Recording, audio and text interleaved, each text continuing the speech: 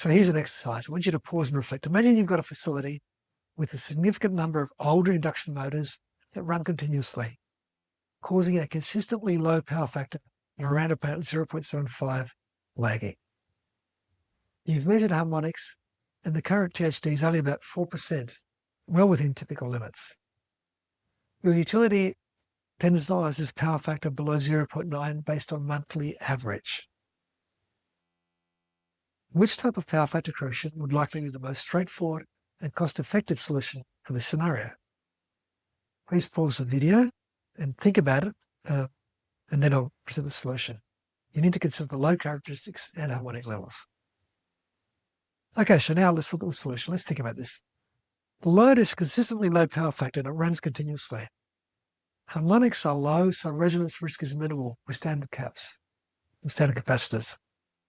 The utility penalty is based on monthly average, so an ultra-fast response isn't critical.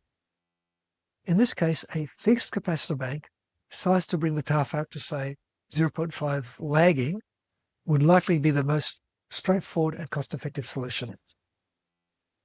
Since the load is constant, there's less risk of significant overcorrection at light load. That's assuming the constant load is actually truly constant. So you size a bit conservatively, don't aim for a power factor of 1, still 0.95 lagging. You still need to check minimum load conditions to ensure you don't go into significantly leading power factor. But for a truly steady low harmonic load, fixed caps are the simplest answer. Great. So to summarize this section, selecting the right power factor correction solution involves carefully considering load variability, harmonic levels, utility requirements, budget, and other site-specific factors.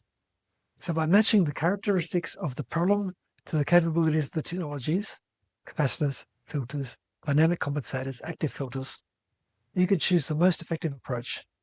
Often a hybrid solution combining passive and active elements provides the best balance of performance and cost for complex modern loads. Do the quiz, and in the next section we're going to learn about specification and procurement, getting what you need. Thanks.